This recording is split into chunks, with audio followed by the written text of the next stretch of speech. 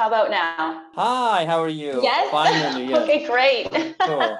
Perfect. Amazing. It's so nice to see you. Nice to see you too. Teacher Maral, right? Correct, correct. Yeah. Excellent. Cool, cool, fantastic. How was your day? So far, so good. So woke up this morning, went for a walk with my dog, went to the beach for a little bit actually, Mm-hmm. and prepared for the call. So I'm really excited to be here. Thank you again for inviting me. Yeah, thank you. My pleasure, my pleasure. Right. Okay, without losing any time, let's dive into the questions and, do the interview then. Great. Okay, great. Cool, cool. Okay, Teacher Maral, speaking of motivation, how can we motivate language learners? This is a really, really good question, and one that I sort of was thinking about for a while, to be honest.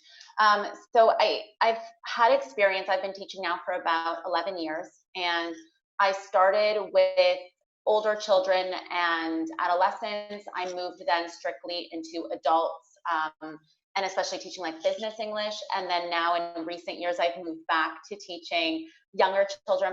I'm actually a preschool teacher now at a bilingual school here in Spain. So I've really kind of had this gambit of the ages.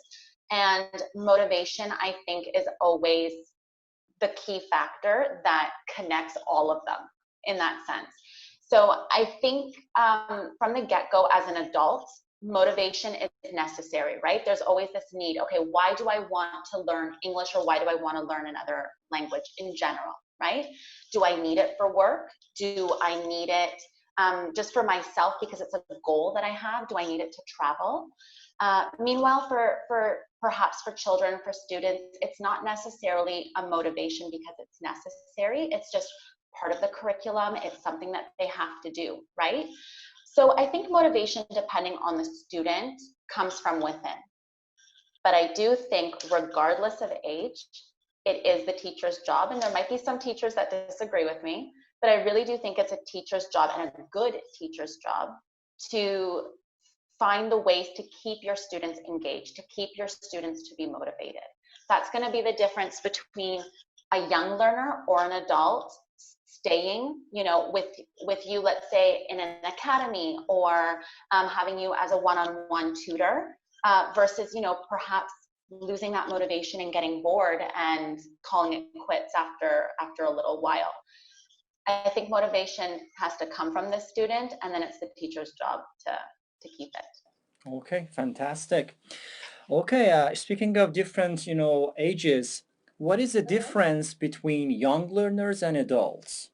Yeah, a lot and nothing all at the same time. So, I mean, what do I mean by this?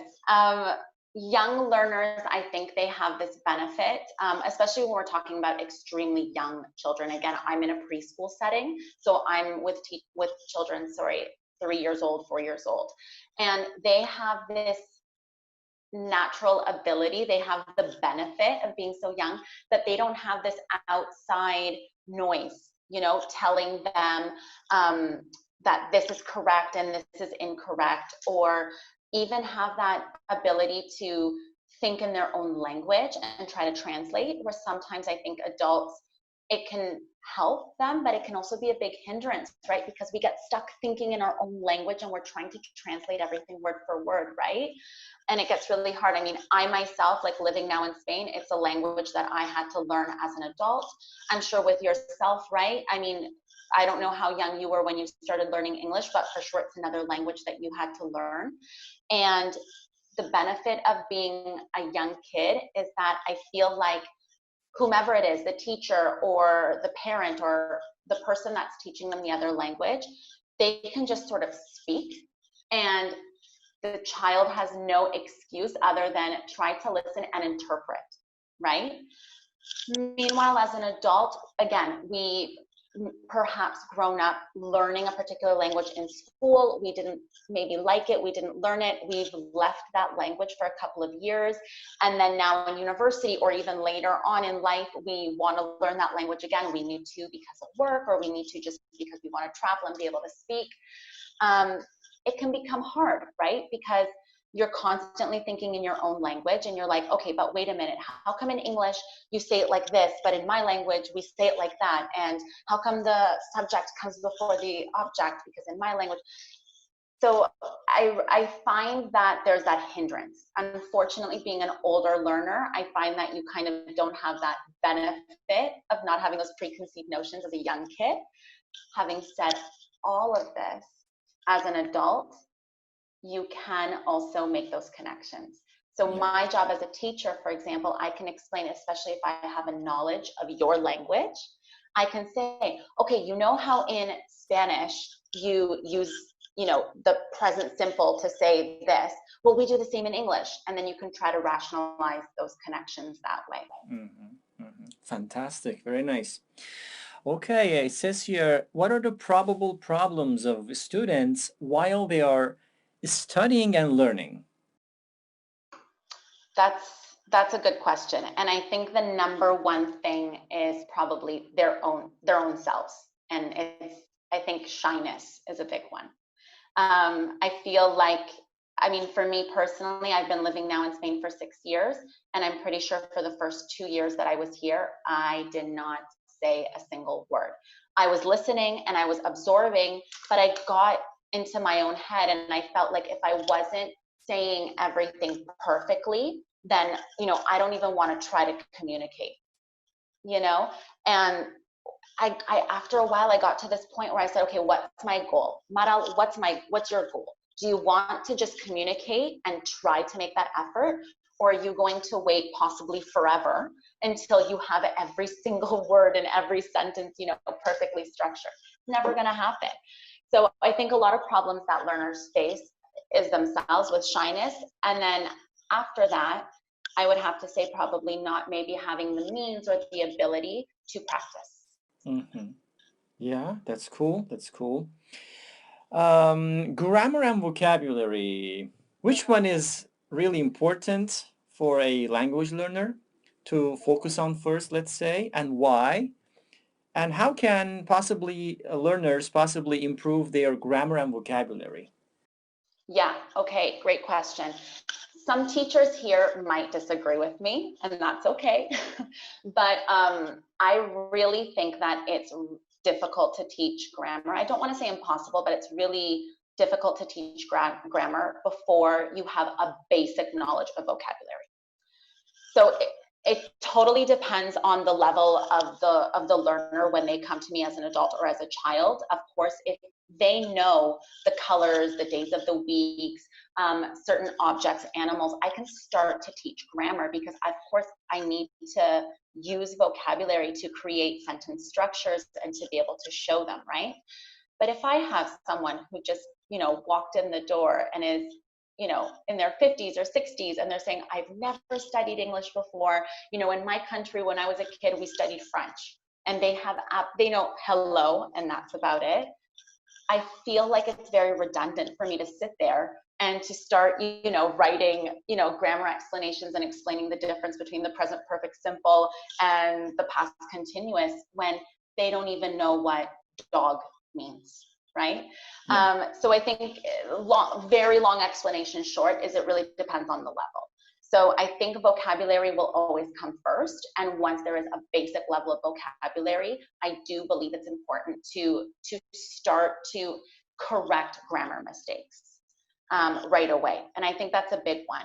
I personally don't like to teach complex grammar until even a B1 level. That's a personal choice that I have as a teacher, because I want my students just to start to communicate. I don't want them to get caught up in this whole process of, but is that the past participle or the past simple? And am I pronouncing it? Just practice with me, talk with me. And then once I feel like the student has formed this good, confidence as well, that's when I can start with the grammar. And also I feel like the student's going to benefit more because they're going to understand the grammar. Smart move. Fantastic. Very nice. Okay. How did you personally learn English? What is the question? Yeah.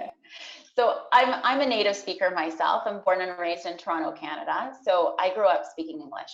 But I do know what it's like to have to learn a different language. I was bilingual from birth as well. Like we spoke in my house, we spoke English and Armenian, so that was always back and forth, back and forth.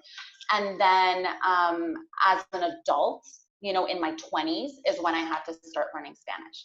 So as I mentioned before, my shyness really played into that, in the sense that I felt like it was a big hindrance for me. You know, I got into my own head and I felt like I'm going to sound silly, I'm going to sound stupid, I don't want to, you know, make a mistake. And then after a while, I thought to myself, how silly, you know, people are going to understand first and foremost that I'm not from this country, and they know that I'm not a native speaker. And they're going to try to help me and work with me. So I don't know what it's like to learn English from scratch, but I do know what it's like to learn a different language from scratch. And the best way for me, the way that I learned really was orally. There are some people, I mean, just like with English, you know, they prefer to sit and get, you know, like a textbook and do work exercises. Other people prefer to listen to music and watch movies. For me, I found the best way for me to absorb not only vocabulary, but like colloquial phrases was just to listen to people. So I spent a lot of time, unfortunately and fortunately, sitting with groups of people dead silent because I felt like I couldn't communicate, but it benefited me because I was just listening. I was listening to how they were talking to each other, and certain phrases that they were using that, you know, they would only use amongst friends, and then differently in an academic setting or in a professional setting. So I felt like once I sort of like got to a level where I felt confident enough to start talking, I sort of excelled because I had this like bank of vocabulary and phrases that was so colloquial, right? That didn't come from a textbook. Mm-hmm. Very nice. Yeah, very, very cool. Okay, it says here, is it possible to learn multiple languages simultaneously? And would you recommend that? Yeah, okay. Well, I mean, I think I watched a couple of your previous videos, and I think I had seen before that you had been studying as well, multiple languages at the same time, right? Sure, And it sure. sounded like you kind of had a successful experience. No, you were able to kind of, We can say that. yes and no, right? Yeah. So, I mean, I think what I'm trying to get at is like, I really feel like it depends on the person. And I feel perhaps like culture and your ethnicity and your own native language also play into that.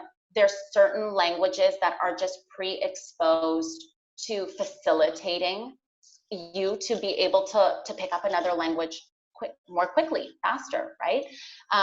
Again, speaking from experience, especially here in Europe, living in Spain, we have Spanish, but then we have so many different like dialects within the country as well, like Catalan and Valenciano, and then those languages or dialects. That's also another political issue here we won't get into. They also, you know, they come from Latin, they come from a Romantic language, so then they're so similar, and I can hear connections with French. So of course, perhaps for a Spanish speaker, it's going to be much more easy for them to pick up perhaps French and Italian rather than a German speaker or an English speaker, right? Because we don't have that root of the language that facilitates it. Having said all of that, again, I think young, like super young learners, where I personally am working with right now in preschool and even younger, you know, 1 year old, 2 years old, I think that's the time.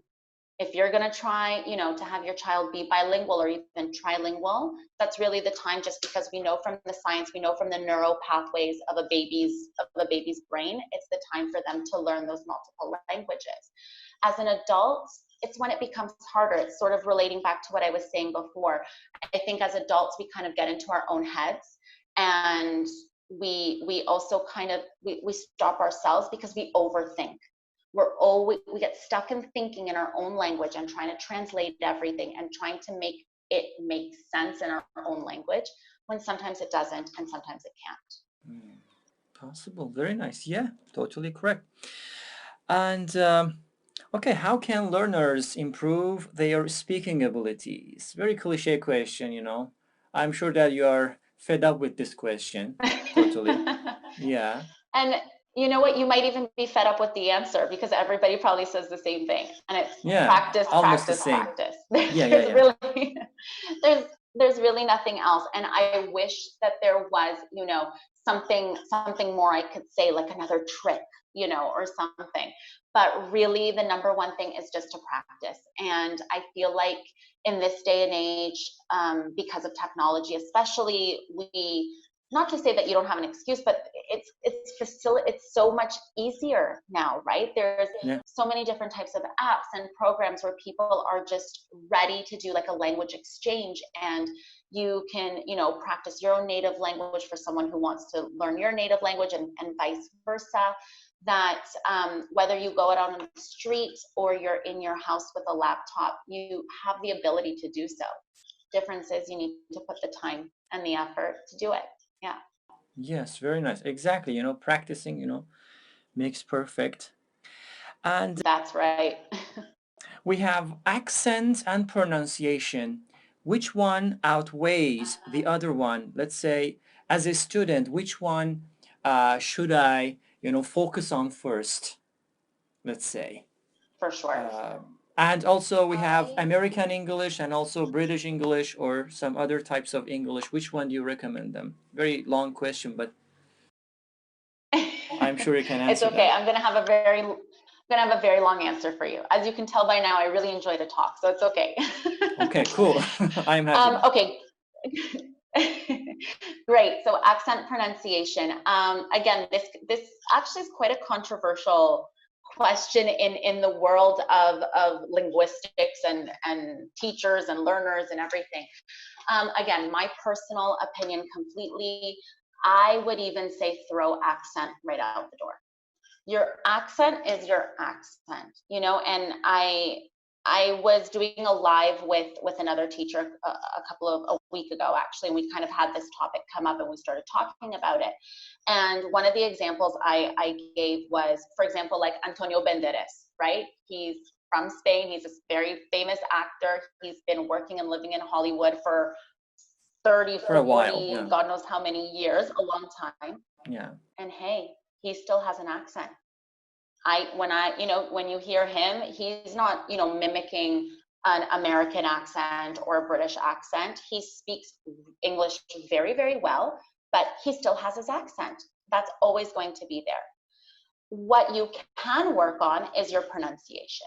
Yeah. So having said all of this, pronunciation is super, super important in the sense that a word and the meaning of a word can change depending on how you pronounce it, right? Where you put the stress, where you put the intonation. That is something you can work on and something you can practice. Again, though, I don't want learners to get caught up in that, because at the end of the day, there's a certain amount that your own native language is going to give you the ability to pronounce correctly, right? For sure. I mean, you speak English, you speak Turkish. I don't know if you speak any other languages, but because let's say you speak Turkish, there's certain sounds that you have the ability to do that other languages just don't permit because it's not in their language, right? Yeah. Not to say that a person can't learn it and can't mimic it, but some may and some might. And the one thing that I will say with this is, for any learner, is just don't get caught up on it and don't let that be a hindrance to you to continue learning. Mm-hmm. It's silly. That would be totally silly, right? Then in terms, I think the second part of your question was American and British English, right? Yeah, exactly. So, I mean, tomato. I think that it's what do you prefer? What's going to sound good, right? Myself being Canadian, I have an American accent. However, a little bit different, right? Yeah, I don't sound so American. It's a little bit lighter. Of course not. It's so close to American accent, yeah. It is. It's so close to an American accent. However, our grammar, our spelling is British English, right? Because we're part of the Commonwealth. Yeah. So since we've maintained our connection to the Commonwealth, the way we spell, color, favorite, all of those types of words, the OU, we maintain. So growing up Canadian, we were always sort of in between these two words, right? We use a lot of American vocabulary, like I will say elevator instead of lift. I'll say apartment instead of flat. But again, spelling and grammatical structure is British English. That's what we learn. We learn the Queen's English in that sense, right? So having said all of this, I think, again, it's a personal choice. And even probably where you particularly live, there's probably a bigger population of said culture. And because of that, you have more availability to either a British teacher or an Irish teacher or an American teacher or an Australian teacher. I find a lot of people, especially here in Europe, because they're geographically so much closer to the UK, what they've been exposed to for so long has been British English. But there's really been over, the past like 10, 15 years, this like boom in American television shows and music. So I really feel like the dynamic here is sort of shifting between, before the British English was like the cool and it was the proper way, to speak English. And now that American accent is really sort of what's becoming not better, but just, I think, desired due to pop culture. I see. Fantastic answer, really. Okay, it says here, is it possible to learn English without going abroad? Okay, this I think is one of my favorite questions. So I myself really have never had the experience, right? I didn't have to go abroad to learn English. I did go abroad to learn Spanish. I see. Also, having said that, though, the best example I can give is my husband is Spanish, and prior to me even having met him, he had actually come to Toronto, which is where I'm from, to do a stay there and to learn English. So when he kind of tells me about that experience, something we always chat about is it really depends with whom you're going with. So what I mean by this is that there's some people who say, I'm going to go to the UK, I'm going to go to Ireland, I'm going to go to New York, and I'm going to study English. But if you end up going there with a group of people from your own country, it's very probable that you're going to get stuck just speaking your own language because you're not forced. You don't need to immerse yourself into, the English culture, for example, to have to buy anything, because between you and your friends, you can say, okay, one chocolate, one candy, whatever, and get by. So I feel like the best way, the quickest way to learn a language, yes, is to go abroad. But are you going by yourself? Or even if you go with other people, it's like, do you have that, pact? Okay, we're going to really try to immerse ourselves in the language. We're going to truly try to force ourselves to speak even with each other, in English, because it's very easy. It becomes very comfortable to always go back to your own language. And what ends up happening is you get into these little cliques and you start just speaking your own native tongue, and it becomes a vacation rather than an opportunity to learn. Mm-hmm. Cool, very nice, exactly.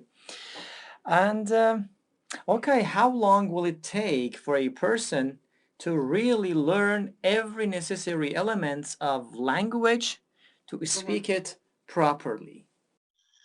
Again, my personal opinion, forever and never. What do you mean? I can't tell you how many native speakers I know of any language that still make mistakes, right? They still will make grammatical mistakes. They'll use words incorrectly. I feel like there's also probably a lot of colloquial terms and colloquial idioms that end up changing the structure of the language. So, I mean, this idea of being native and native equals speaking perfectly or knowing the language perfectly, in my opinion, isn't true. Having also said that, I feel like some people are just innately gifted with learning a language. So I feel like if someone has the time and the dedication where they can go, I don't know, to an academy and, they're studying 6 hours, 7 hours, 8 hours a day, immersing themselves in a language and a culture, listening to English, writing in English, reading in English, someone might be able to pick it up in 2 months, 3 months. Some people can be studying a language for 15 years and not get past hello, how are you? So I think it really is this cocktail between a natural gift that a person can have, the time, the dedication, and the commitment that you can put into it, somewhere in between all of that. So that's really what I mean by forever and never. It can take someone forever because, again, even native people make mistakes. Yeah, yeah. Very interesting, answers. Final question. It says here, technology and education. Do you think that the integration of these two, let's say, element or factor or whatever, can be a good idea or can be a harmful idea or action, let's say? Yeah, I think pre-COVID, I would have said, forget technology. You need the human interaction. You need to look someone in the face. Yeah, that's how I felt, right? Like I was so hung up on this idea of you miss a lot about a language and the perception of a language if you're not face to face with the person, right? Because there's certain also like body language and gestures that perhaps tell you, gives you more information. And now after having gone through, COVID and the quarantine and having, to teach English from home, and especially for me, having to do it with 3-year-olds. Yeah. I mean, now I'm thinking to myself, my God, what a luxury in a sense. Like there's no excuses now between the facilitation of being able to have a video chat like we're doing right now, and I can see you perfectly, I can hear you perfectly. There's no excuses. You can find anyone at any time of the night or of the day to practice with you, right? So there's apps in general if you don't want to connect with somebody else, right? Like there's things like Rosetta Stone or Duolingo or whatever where you can just be sitting there and practicing. But again, going back to speaking English and what's going to help you, and we said practice, practice, practice. The ability to connect with your mobile phone or your laptop and to say, hey, can you chat for 15 minutes? Let's give it a go. I think technology in that sense has helped so much. I mean, people can argue that it takes away from that human interaction, but I think in this day and age, it would be silly, I think, not to embrace it. Mm-hmm. Fantastic, teacher. Very nice, very nice. Really, your answers were so valuable because of several reasons. Number one, because you're a native speaker. Number two, because you're an experienced teacher. I heard that you said like 11 years or something. 11 years. Okay, Yeah. that is really cool. And yeah. That's great. Thank you so much. It was really nice actually talking to you. Thanks for reaching out, and it was a good experience. Thank you. My pleasure. My pleasure. Have a good time. See you. Okay, thank you. You too. Okay, we'll be in touch. Thank you. Bye-bye. Bye-bye. Bye. Bye-bye. Take care. Take care.